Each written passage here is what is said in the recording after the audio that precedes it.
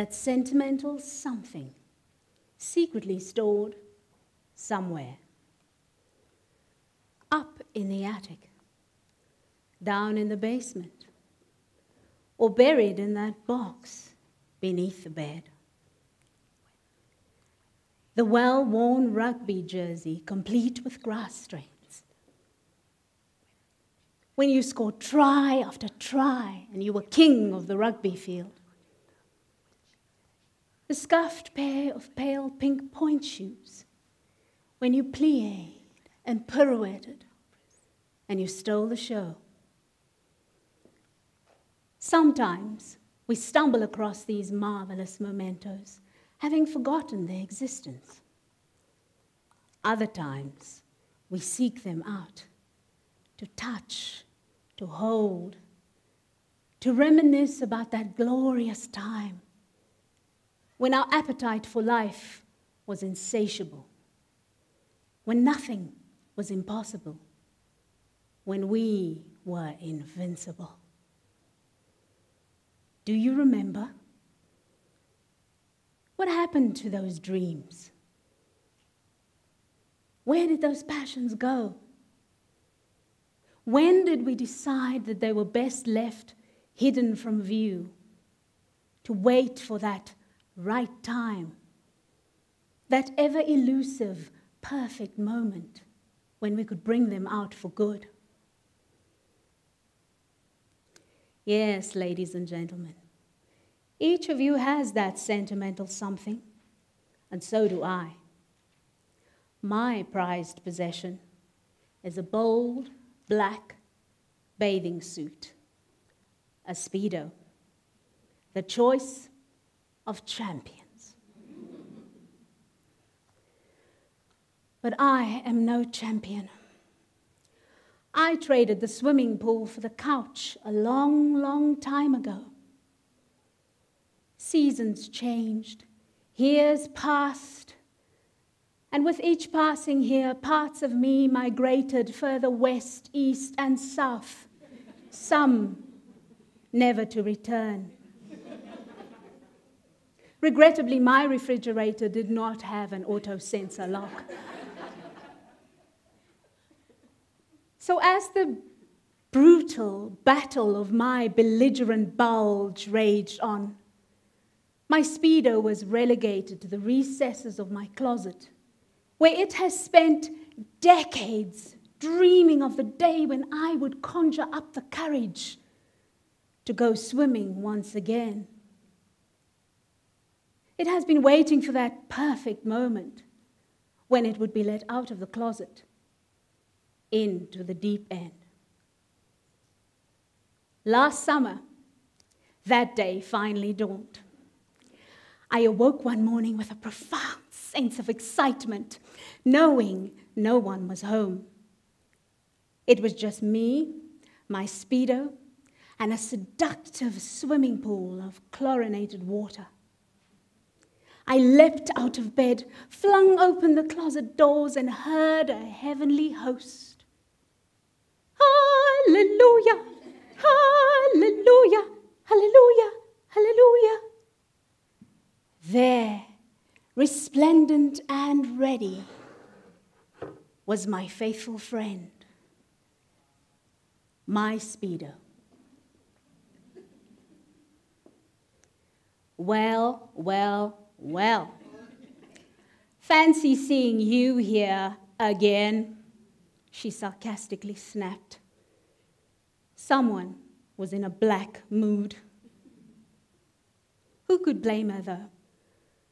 She knew me far too well, and she had seen this scene play out far too many times. I would rush to the closet with that spark in my eye. I would seize my Speedo, and together we would seize the day. Well, that was the idea anyway.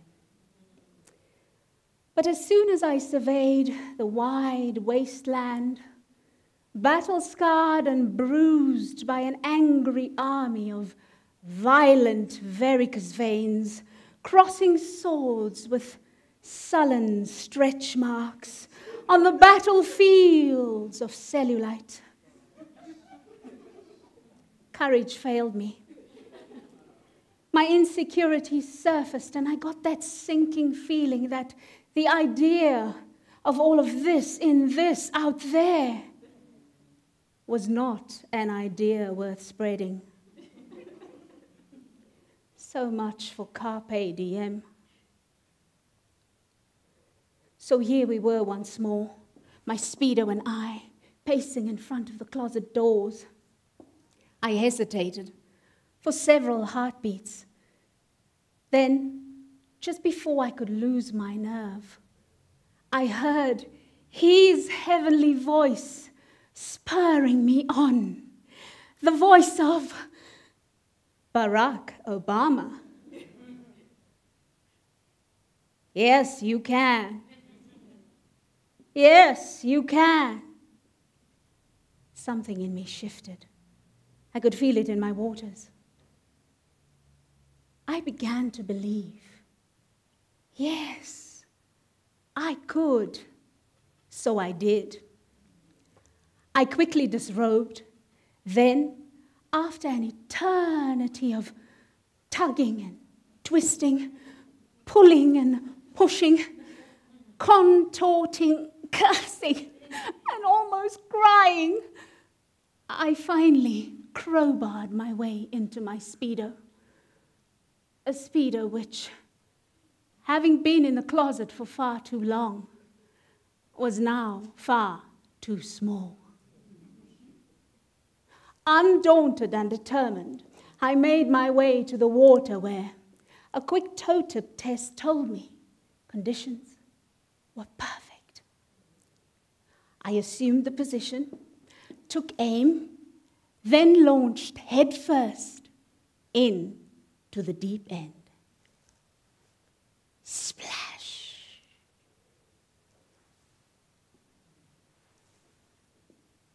I was in my element. Perhaps it was the blinding sun or the chlorine in my eyes, but I could swear I saw standing there in the shallow end the fine figure of Barack Obama in a star-spangled Speedo of his own, still spurring me on. Yes, you can. Inspired thus, I freely freestyled. I boldly backstroked. I even tried the butterfly. Giddy and grinning, I splished and splashed like a hefty, happy hippopotamus at a watering hole. Then, when the turbulent tidal wave subsided, I took a moment to appreciate the depth of what had just happened. I had done it. I had carpe diem'd. I had seized and squeezed the joy from the day, and it was, dare I say it, perfect. Realizing that I had finally overcome my insecurities felt wonderful. I felt wonderful. Until I looked down. I saw a sight that should only ever be seen by the eyes of the blind.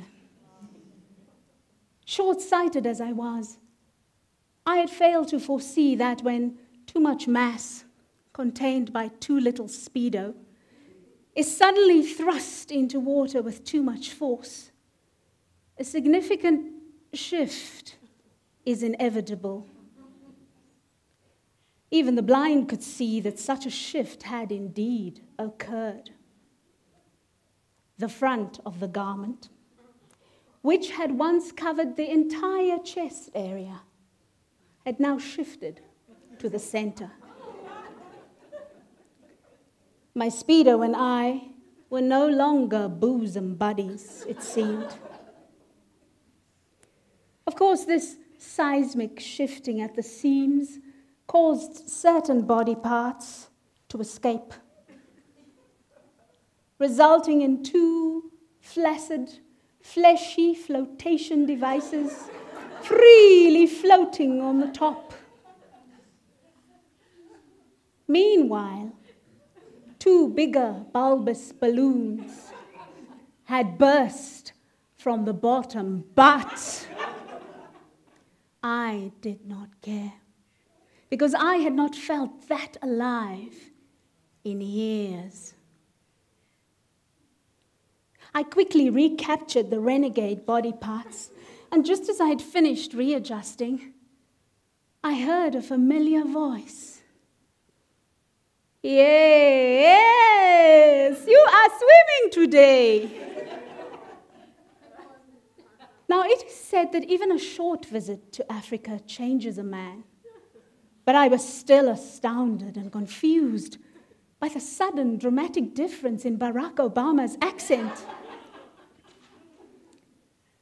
I turned to look, and to my dismay, I discovered the voice emerging from behind the bushes belonged not to Barack Obama, but to Clifton, our gardener. I had forgotten he would be on duty that day. Somewhat startled, I stifled a small scream and replied with a shamefaced smile. Then, with hippo-like stealth, I swiftly submerged in the shallows.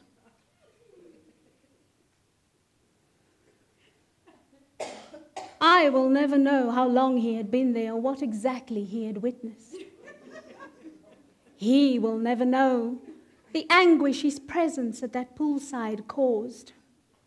But we both know well enough never to speak of that day again.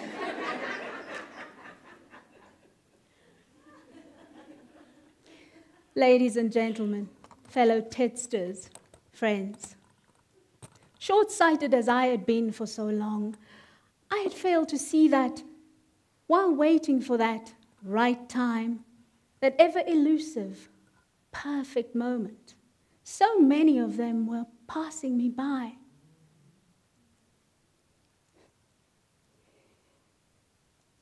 But on that day in that pool, despite drowning in embarrassment, I learned a life-saving lesson. You don't have to be in perfect shape or perfect circumstances to reignite old passions or to start something new.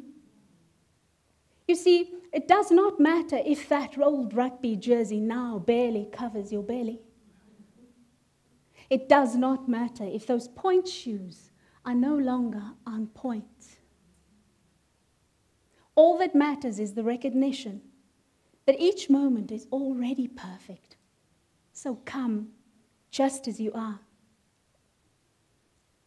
I hope that my sharing here with you today has ignited some small spark, and that you will allow yourself to be seduced by the idea of shifting out of that shadow of doubt, insecurity, and fear.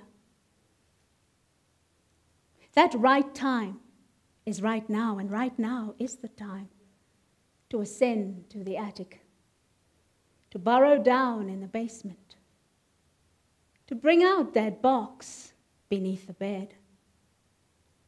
I urge each of you to seek out your own sentimental something secretly stored somewhere. Not just to touch, to hold, or to reminisce about it. No. Take it out of the closet, into the deep end. Yes, you should. Yes, you must. Yes, you can.